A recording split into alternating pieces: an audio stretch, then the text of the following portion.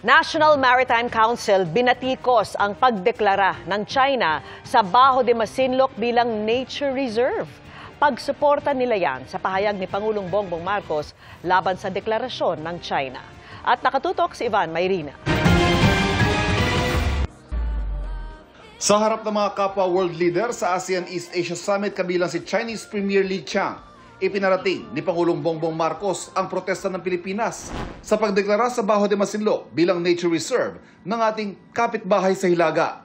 Git ng Pangulo, labag ito sa soberanya ng Pilipinas, UNCLOS at sa arbitral ruling pabor sa Pilipinas noong 2016. Kinontra ito ni China Foreign Ministry spokesperson Guo Jiakun. Sabay sa niya sadyang paglabag at papang-udyok ng mga aktibidad ng Pilipinas bilang ugat ng tensyon sa rehiyon.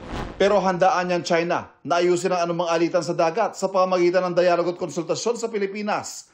Gayon din ang pakikipag-ugnayan sa mga bansa sa ASEAN para sa buo at epektibong pagpapatupad ng Declaration on the Code of Conduct of Parties in the South China Sea, pagsulong ng mga konsultasyon sa Code of Conduct sa South China Sea, at sama-samang pagpapatupad ng kapayapaan at katatagan sa rehiyon. Nanawagan din ng China sa ibang bansa na sumunod sa mga probisyon ng Declaration on the Conduct of Parties in the South China Sea at tigilan ng mga paglabag, pang-uudyok at pagpapakalat ng takot. Ang deklarasyon na ginawa ng China nitong September 12, isa sa mga iniulat ng National Maritime Council na pinakamahalagang pangyayari sa ikatlong quarter ng 2025. The Declaration of Reserve is the height of China's hypocrisy. Kinalbo nila yung Scarborough Shoal, and yet they claim that they are the stewards of the marine environment. Mula Hulyo, Agosto at Setyembre, tila naging normal na ang tuloy-tuloy at agresibong aksyon ng China na patuloy namang pinapalaga ng Pilipinas. Sa isang punto ay nauwi pa yan sa banggaan ng dalawang barko ng China nang tangkain nilang ipitin at banggain ng BRP Suluan ng Philippine Coast Guard noong Agosto. Binuguhan din nila ng tubig ang barko ng Pilipinas. Sa kabila ng pagpalag ng Pilipinas, sadyang napakakunti umano ng 30 barko nito at 5 eroplano kung ikukumpara sa mga barko ng China na pirming nasa mga mahalagang bahagi na ng West Philippine Sea. 27 ang average sa mga barko ng China sa Pag-asa Island kada araw, 10 naman sa Ayungin Shoal, 14 sa Bajo de Masinloc at 11 sa Escoda Shoal. Average yan, kaya may mga araw na higit pa rito ang bilang nila. Gayunman, ayon sa National Maritime Council, The Philippines will never yield an inch of its territory or a drop of its maritime rights even to a superpower. Ngayong taong ito, umabot na sa 49 ang mga diplomatic protest na inihain ng Pilipinas kaugnay sa mga aksyon ng China sa West Philippine Sea. Ipagpapatuloy din daw ang mga maritime cooperative activity kasama ang ating mga kaalyadong bansa para ipakita sa buong mundo na hindi nag-iisa ang Pilipinas at nasa panig nito ang batas at ang suporta ng international community. Para sa GMA18 Radio News, Ivan Mayrina, nakatutok, 24 oras. Minimuhan umano si dating Public Works Secretary Manuel Bonoan para mag-endorso ng proyekto ng isang hindi naman taga-DPWH. Ayon yan kay Senador Ping Lacson na maghaharap umano ng very important witness sa hearing ng Senate Blue Ribbon Committee na balak niyang ituloy kung ibabalik siyang chairperson. Nakatutok si Mav Gonzales. Hearing is resumed. Handa na si Senador Ping Lacson na pamunuan muli ang investigasyon sa maanumalyang flood control projects kung ibabalik siyang chairman ng Senate Blue Ribbon Committee. Pero bago pa man yan mangyari, may nadiskubring bago si Lacson tungkol kay dating Public Works Secretary Manuel Bonoan. Meron daw hindi naman taga-DPWH pero nagbibigay ng personal na memo kay Bonoan para mag-endorso ng proyekto. Nagtataka ako, may nakita akong dokumento. Nagme-memo kay Secretary Bonoan. Nung pinacheck ko yung pangalan, kasi naka-indicate lamang doon, initials eh. So hanap kami ng hanap. Hindi namin makita sa loob ng departamento. Paano siya nagme-memo sa Secretary ng Public Works? Post-it eh. Oo, talaga. Handwritten, naka-post-it, na meron siyang ni-endorso ng mga proyekto. Hirit ng senador, tila dumidiskarte mag-isa si Bonoan. Ayun nga mahirap eh. Alam mo, hindi dumadaan sa official channel ng departamento. Parang sumosolo yata si secretary na meron sariling diskarte. Departamento niya na yun. Bakit kailangang sumideline ka pa sa labas? Hinihinga namin ng reaksyon si Bonoan kaugnay nito. Kapag naibalik si Lacson sa Blue Ribbon Committee, balak niyang ituloy ang pagdinig sa November 14. Ano ang aabangan doon? Sabi ni Lacson, may iimbitahan daw siyang isang very important witness, pero hindi niya sinabi kung sino ito. Balak din niyang lawakan ng investigasyon hindi lang sa flood control projects, kundi pati sa ibang maanumalyang proyekto gaya ng farm-to-market roads. Mas lalawak pa yung at may mga madadagdag ng mga pangalan na medyo malalaki. May government officials, may civilian pa nga eh. Ipapatawag din ng komite si retired Technical Sergeant Orly Guteza na nagdawit kay dating House Speaker Martin Romualdez na tumatanggap umano ng kickback mula sa flood control projects. Inatasan na rin ni Lacson ang komite na ipasabpina ang kontraktor na gumagawa umano ng bahay ni Romualdez at ang logbook ng proyekto para mapatunayan ang pahayag ni Guteza na nag-deliver siya ng pera kay Romualdez mula December 2024 hanggang August 2025. The hearing is suspended until further notice.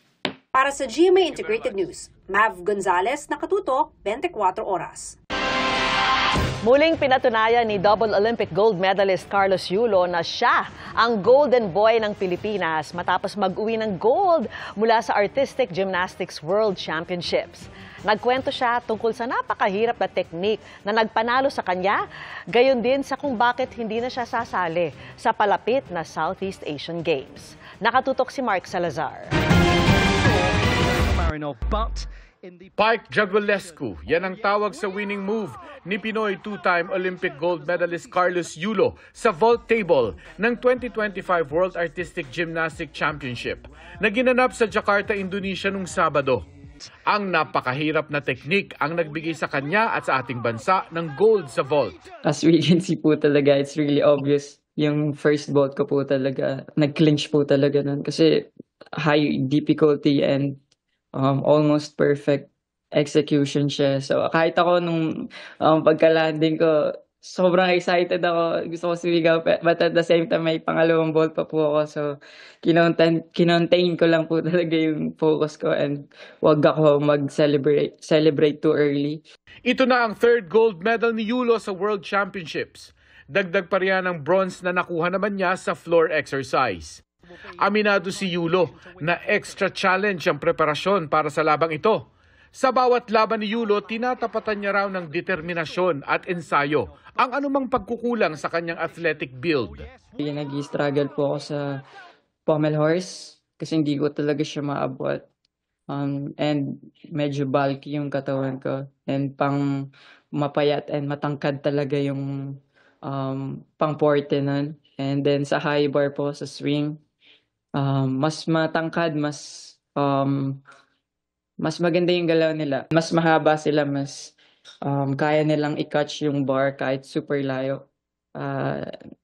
Unlike me, hindi ko kaya siyang gawin. Samantala, buo na raw ang desisyon ni Yulo na hindi sumali sa SEA Games. Ito'y makaraang limitahan ng Thailand ang mga gymnast sa isang aparatos lang. Wala na ring team competition. Ang mismong target ko po is magkaroon ng team competition and all-around competition, which is ayun talaga yung desire ko.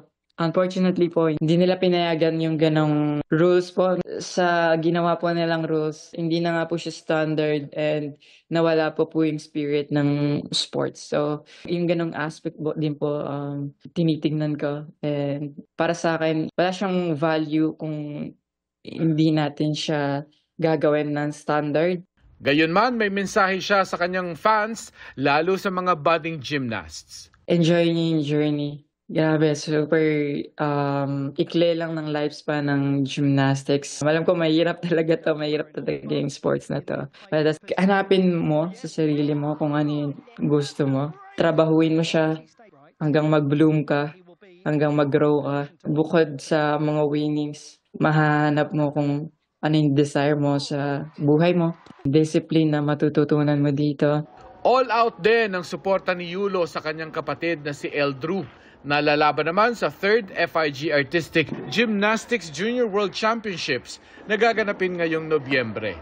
Super excited for him. May potential po talaga yung kapatid ko. And makikita niya naman po, like, ginagawa niya yung best niya para sa sarili niyang pangarap. And Tinatrust ko yung process na kung ano yung pinagdadaanan niya ngayon, and alam ko na kakayanin niya. Gusto ko lang mag-enjoy siya. Nakauwi na ng Pilipinas si Yulo at dito sinalubong siya ng surprise party sa kanilang bahay na umantig sa puso ng ating Golden Boy. Para sa GMA Integrated News, Mark Salazar, nakatutok 24 oras. Malaking hamon ang pagpaparami sa mga endangered species tulad ng Palawan hornbill. Kaya malaking tagumpay na maituturing sa larangan ng bird conservation ang hindi lang isa, kundi dalawang unang captive breed ng isang grupo sa naturang uri ng ibon. Nakatutok si Jonathan Andal. Matapos ang mahigit 1 taon at 2 bigong tangka, tagumpay na nakapagpisa ng sisiw ang Palawan hornbill ng Catala Foundation Incorporated. At hindi lang isa kundi 2 ang unang captive breed nila ng endangered Palawan hornbill. Over 3 months nagstay yung mothers. Kasi unique yung ng breeding ng Palawan hornbill, yung babae pumapasok tapos nag-seal siya ng kanyang nest box, no? Tapos isang maliit lang na slit ang iniiwan nila na enough for the male hornbill to bring them food. So very dependent talaga sila sa pagbigay ng pagkain ng lalaki doon sa loob ng nest box. Marami rin daw challenges bago naging matagumpay ang captive breeding. Yung artificial nest box design, kung ano yung best na design para ma-occupy nila. So, ibig sabihin, yung gusto namin i-simulate yung nasa natural cavities talaga, yung nutrition din nila kasi nasa captivity.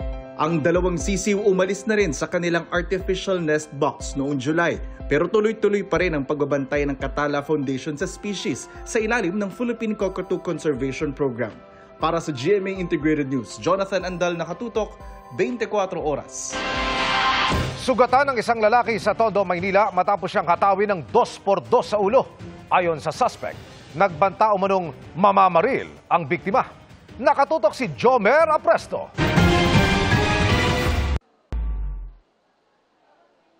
Pagmasdang maigi ang lalaking yan na tila may kinokumpronta sa bahagi ng Hapilan sa Tondo, Maynila madaling araw nitong Biyernes. Isang lalaki ang biglang sumulpot sa likuran at hinataw ang ulo ng lalaki na agad bumulagta. Gamit ang pedicab, isinugod sa ospital ang 29 anyos na biktima. Ayon sa tatay ng biktima, malala ang tinamong pinsala sa ulo ng kanyang anak na kinakailangang operahan sa lalong madaling panahon. Pero kailangan daw nila ng 2 bag ng dugo para masimula ng operasyon. Sa kwento pa ng tatay, nag-ugat ang gulo matapos siyang mabastusan sa pagsagot ng mga kaibigan ng sospek at aminadong nasaktan niya ang isa sa kanila. Nakarating sa kanyang anak ang nangyari na sinubukan lang umano siyang ipagtanggol. Palaisipan daw sa kanila kung bakit hinataw ng sospek ang kanyang anak, gayong hindi naman siya ang nasaktan. Ang tanong ko, bakit nangialam? Hindi naman siya yun ang inanong tao. Intention talaga nila ng paluin yun. Matapos yan, agad naman daw sumuko sa mga otoridad ang 19 anyos na sospek noong hapon din ng Biyernes. Na-recover din ang 2x2 na ginamit niya sa krimen. Sa kwento ng nanay ng sospek, una kasing pinagbintangan ng tatay ng biktima ang isa sa mga kaibigan ng kanyang anak na nanakit sa kanyang pamangkin. Pagkatapos ay sinaktan daw nito ang isa sa kanila bago umuwi. Ilang saglit lang, nagulat na raw sila nang biglang lumabas ang biktima na nakainom noong mga oras na yon. Nagwawala na rin po, tapos pinagbabantaan po silang babarilin isa-isa. Yung anak ko po, syempre parang sabi niya po sa akin, nagdilim na raw po yung paningin niya kasi bukod sa sinapak na po yung tropa niya, ginanon pa daw po sila. Yung bata na po, yung tao po, yung parang pabalik-balik na lang din po sa kulungan kasi. Humingi naman siya ng paumanhin sa pamilya ng biktima. Sinisikap din daw nilang maghanap ng pera para may maibigay kung sakali para sa gasto sa ospital. Nasa kustodiya na ng Manila Police District ang suspect at naharap sa kasong frustrated murder. Sinusubukan pa namin siyang makuhanan ng pahayag. Para sa GMA Integrated News, Jomer Apresto, nakatutok 24 oras. Kasabay ng pagsasara sa 47th ASEAN Summit sa Kuala Lumpur, Malaysia, ay formal nang inilipat sa Pilipinas ang chairmanship ng ASEAN para sa 2026. Bahagi niyan ang pagpasa ng ASEAN Gavel ni ASEAN Chairman Malaysian Prime Minister Anwar Ibrahim kay Pangulong Bongbong Marcos. Pinasalamatan naman ni Pangulong Marcos si Anwar. Sa susunod na taon ay sa Pilipinas naman idaraos ang ASEAN Summit na may temang Navigating Our Future Together. Bago magtapos ang ASEAN Summit ay nilagdaan ang mahalagang kasunduan kabilang ang ASEAN-China Free Trade Area 3.0 Upgrade Protocol na magpapadali pa sa kalakalan ng mga bansa sa Southeast Asia sa China. Nakipagpulong din ang Pangulo sa Australia at New Zealand.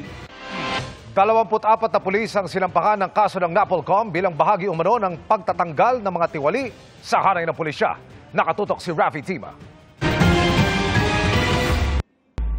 Sa pagpapatuloy ng cleansing drive ng NAPOLCOM para matanggal ang mga tiwaling pulis sa hanay ng PNP, 24 na pulis kabilang ang ilang mataas na opisyal ang sinampahan ng kasong administratibo ngayong araw.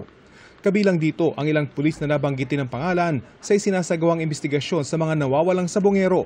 4 sa mga personalidad dito, kasama rin doon sa iniimbestigahan sa sabongero case. Ito yung kadahilanan din kaya lumapit ang mga complainants dito sa National Police Commission kasi nakita nila nung nag-iimbestiga tayo sa kaso ng mga sabongero, yung mga pangalan na to involved din sa pagkakawala di umano ng kanilang mga kamag-anak. Kabilang sa 4, sina Police Lieutenant Colonel Ryan J. Urapa at Police Major Mark Philip Almedilla.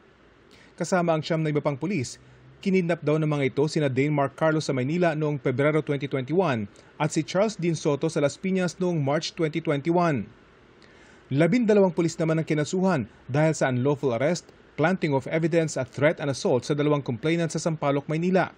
Nagsinungaling daw ang mga pulis matapos sabihing naaresto ang mga complainant noong September 10, 2025 sa Launglaan Street samantalang base sa kuha ng CCTV. Inaresto sila noong September 9 sa Santissima Trinidad Street. Ayon sa NAPOLCOM, pag-aaralan nila kung may sapat na batayan para patawan ng suspension ng mga pulis habang isinasagawa ang investigasyon. Pinakamataas sa mga kinasuhan si Police Colonel Roland Villela na nabanggit ang pangalan sa Quadcom hearing sa Kongreso kung saan meron daw siyang $200,000 na kanyang ininvest. Hindi siya dumalo sa pagdinig dahilan para sampahan din siya ng grave neglect of duty. Ayon sa NAPOLCOM, nasa 1,200 na reklamo pa laban sa ilang pulis ang pending sa kanila. Pinakamatagal dito isinampa 25 taon na ang nakararaan. Pero pangako ng kagawaran, tatapusin nila ang lahat ng ito ngayong taon. Lahat ng lumang kaso ubos by December 2025. Lahat ng bagong kaso tatapusin within 60 days. Para yung mga inosenteng pulis, laya. Hindi na nila kailangang isipin na merong mga harassment cases laban sa kanila. Pero doon sa mga walang yang pulis, nakahanap na sila ng katapat nila. Tatanggalin natin sila sa serbisyo. Para sa GMA Integrated News, Rafi Tima nakatutok, 24 oras. Dead on the spot ang isang rider sa C5 southbound matapos nitong sumemplang at magulungan ng isang 10-wheeler. Nakatutok si Bam Alegre. Nahagip sa CCTV ng barangay ang pag-ipon ng mga sasakyan sa bahaging ito ng C5 southbound sa barangay Pinagsama Taguig pasado alas 6 ng umaga kahapon. Maya-maya pa, isang motorsiklo ang tatama sa isa sa mga AUV at sa semplang. Agad siyang magugulungan ng nakabuntot na 10-wheeler truck. Dead on the spot ang rider na nahirapang makilala kaagad ng mga first responder. Pagdating po namin dun sa area, sinabi po ng mga first responder doon, bago po kami makarating, wala daw pong makitang identity. At saka pag-check po talaga namin, negative for identity. Ngayon, binigyan po namin ng secure yung area bago po kami tumawag ng pinakamalapit na PNP. Matapos tingnan ng pulis ang mga gamit ng biktima na lamang isa siyang 35-year-old na lalaking security guard na papasok sana sa trabaho nang mangyari ang insidente. Wala halos pong natira. Kasi po yung helmet po niya is yung half po talagang warak siya. Opo. Tapos po siya going to work na po yata yung patient. Then siguro po 7 AM yung pasok niya. Parang nag-overtake po siya sa isang sasakyan. Tapos siguro po tumama yung manubela niya dun sa sasakyan. Ito mismo yung bahagi ng C5 southbound kung saan nangyari ang insidente. Patuloy pa rin ang investigasyon ng pulisya kaugnay ng nangyari. Matapos ang insidente, na-detain ng pulisya ang driver ng AUV na humarang sa daanan ng motorsiklo, pati ang driver ng truck. Agad silang na-inquest kahapon para sa kasong reckless imprudence resulting in homicide and damage to property. Hindi sila nagbigay ng pahayag at na-impound na ang mga sasakyan nila. Nasabihan na rin ng PNP Traffic Bureau ng Taguig ang kaanak ng biktima kaugnay ng insidente. Wala silang pahayag. Para sa GMA Integrated News, Bam Alegre, nakatutok 24 oras. Napareminisce ang ilang ex-housemates sa kanilang naging PBB journey ngayong nagbukas na muli ang bahay ni Kuya para sa bagong batch ng teen housemates.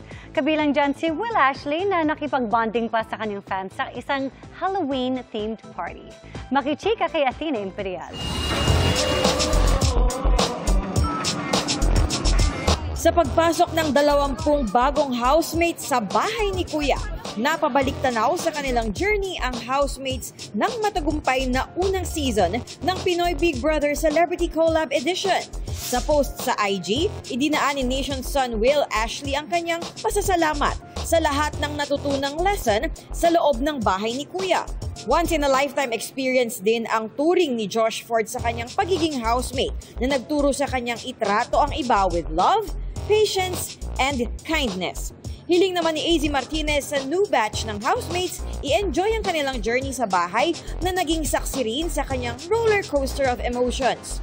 Di lang sila ang nasesepangs kundi ang fans. Kaya naman tuwang-tuwa ang marami nang makitang nag-get together sa isang nature adventure sina Josh at AZ. Kasama sina Vince Maristella, Cyril Manabat at Kira Ballinger.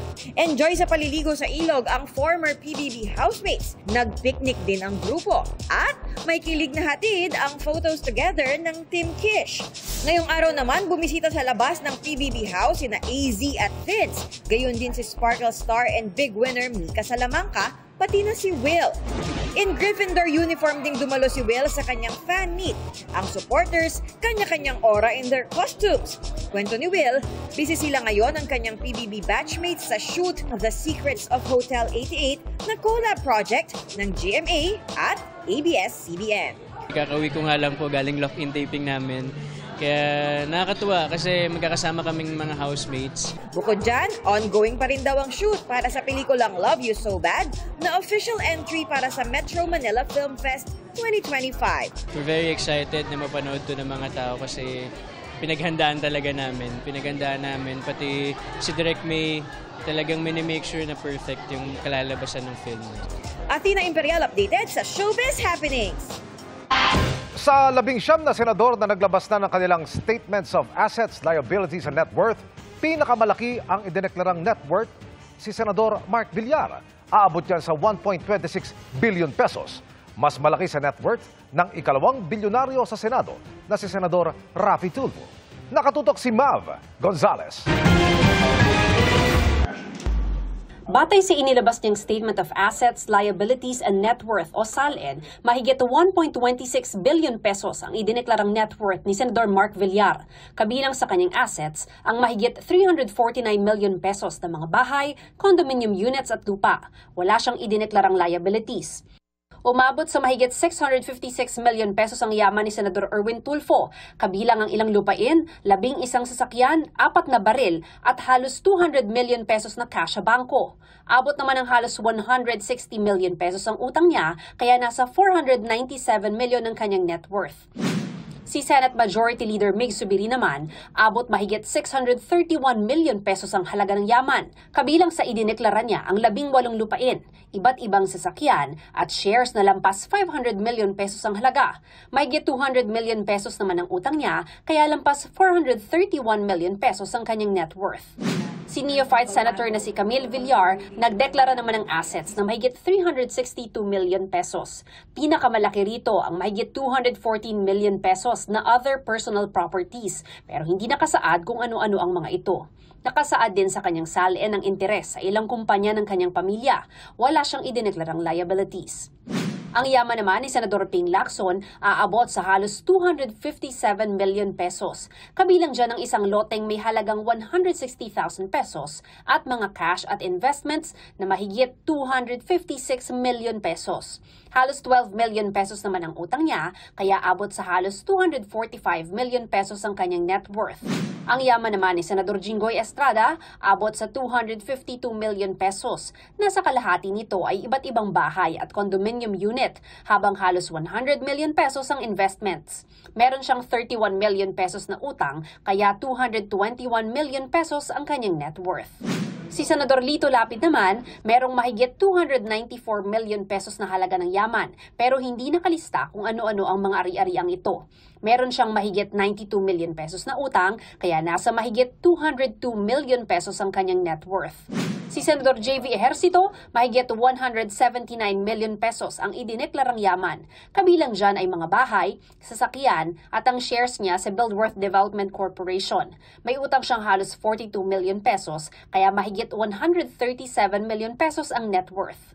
Si Senador Pia Cayetano naman, umabot sa mahigit 151 million pesos ang assets. Wala siyang idineklarang real property, pero may cash, stocks at iba pang investments at incorporator siya ng 7 kumpanya. Meron siyang halos 23 million pesos na utang, kaya abot sa mahigit 128 million pesos ang net worth. Si Senador Bam Aquino, mahigit 86 million pesos ang yaman. Nakaramihan ay real properties, cash at investments. Wala siyang liabilities, kaya yan din ang halaga ng kanyang net worth. Ang yaman naman ni Senador Loren Legarda ay mahigit 100 million pesos. Pinakamalaki niyang asset ang isang condominium unit na lampas 28 million pesos ang halaga. May mahigit 21 million pesos siyang utang, kaya nasa halos 80 million pesos ang kanyang net worth. Umabot naman ang yaman ni Senador Joel Villanueva sa mahigit 72 million pesos. Kabilang sa yaman niya ang 19 na real property. Isa rito ay idineklarang donasyon, kaya walang binayaran. Ang ibang yaman ay stocks niya sa ilang kumpanya. Nasa 23 million pesos naman ang kanyang liabilities, kaya halos 50 million pesos ang kanyang net worth. Ang idineklarang yaman naman ni Senador Cheese Escudero ay nasa mahigit 18 million pesos. Kabilang dyan ang 5 lote na minana niyang lahat, kaya walang halagang nakasaad. Wala siyang utang, kaya mahigit 18 million pesos din ang net worth. Nauna na naglabas ng kanilang salin sina Senate President Tito Soto, Senador Raffy Tulfo, Risa Ontiveros, Win Gatchalian, Kiko Pangilinan at Robin Padilla. Wala pang inilalabas na salin sina Senate Minority Leader Alan Peter Cayetano, Senador Bato de la Rosa, Bongo, Rodante Marcoleta at Amy Marcos. Para sa GMA Integrated News, Mav Gonzalez, nakatutok 24 oras. Bago magbalik Pilipinas mula sa ASEAN Summit ay sinagot ni Pangulong Bongbong Marcos ang iba-ibang issue, kabilang ang tungkol sa West Philippine Sea at flood control projects. Nakatutok live si Maris Bumali. Maris. Vicky, pagkatapos ng matagumpay na konklusyon ng 47th ASEAN at related summits dito sa Kuala Lumpur, Malaysia, humarap si Pangulong Bongbong Marcos sa media. Inamin niya na magiging mabigat ang tungkulin bilang susunod na host country ng ASEAN sa susunod na taon. Pero malaking oportunidad din daw ito para maisulong ang interes ng ating bansa, kabilang na ang pagkakaroon ng epektibo at makabuluhang Code of Conduct sa South China Sea.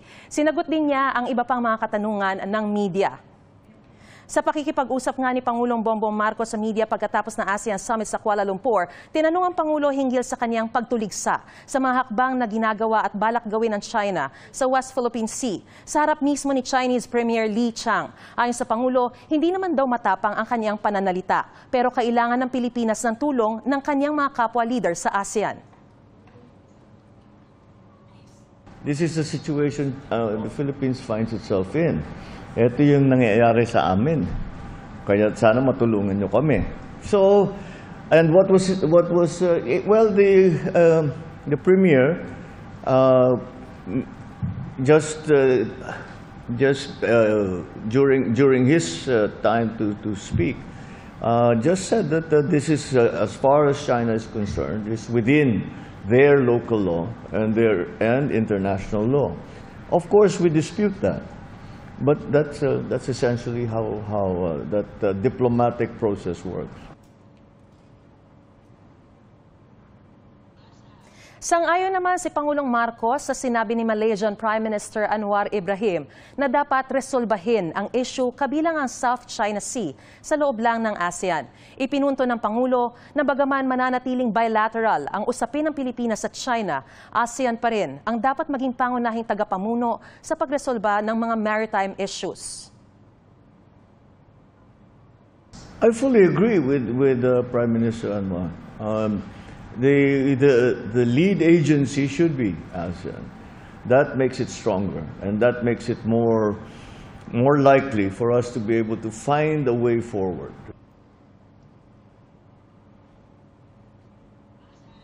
Dagdag pa niya, kung makakamit ang progreso sa usapin ng dagat, ay imbitado si Chinese President Xi Jinping na bumisita muli sa Maynila. Nilinaw ni Pangulong Ferdinand Marcos Jr. na bagaman may pagkadismaya ang ilan sa tila mabagal na progreso ng kampanya kontra korupsyon, kailangan pairalin ang due process kaysa sa pagmamadali sa pagsasampa ng mga kaso. Can you imagine these people who have stolen billions from the government and from the people, nakawala dahil hindi maganda ang pagka-handle ng ebidensya? That would be much worse result.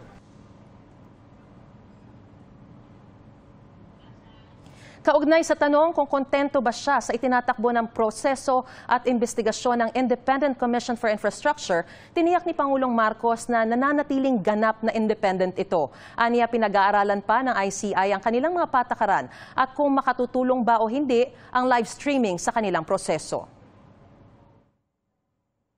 The executive, the government, hindi nakikialam dyan. We provide them a budget and we allow them to run everything the way they want, to hire the people that they want. They still have to finalize those so that we have a clear understanding of what is the best way to proceed.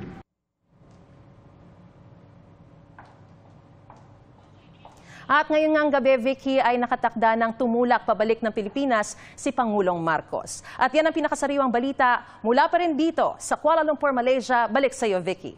Maraming salamat sa iyo, Mariz Umali. Hindi flood control project ang ilan sa mga binanggit ng Department of Environment and Natural Resources o DENR sa Senado na nagdulot ng mga pagbaha. Ayon sa DENR, nilinaw sa kanila ni Public Works Secretary Vince Dizon sa DENR na ang listahan ng flood control projects na isinumite nito sa Interagency Subcommittee ay mayroon ding mga slope protection para sa mga pangunahing proyekto ng kalsada. Ang slope protection sa Laguna Lake Shore sa Taguig City na natalakay sa Senado ay bahagi umano ng road projects at hindi flood control project. Ayon sa DENR, sasailalim pa sa verification ng initial findings na iniharap nito sa Senado. Kabilang sa mga ahensyang magve-verify nito ang mismong DPWH. Sa pagdinig ng Senado kahapon para sa pondo ng DPWH, binanggit din ng DENR ang isang reclamation project sa Laguna de Bay.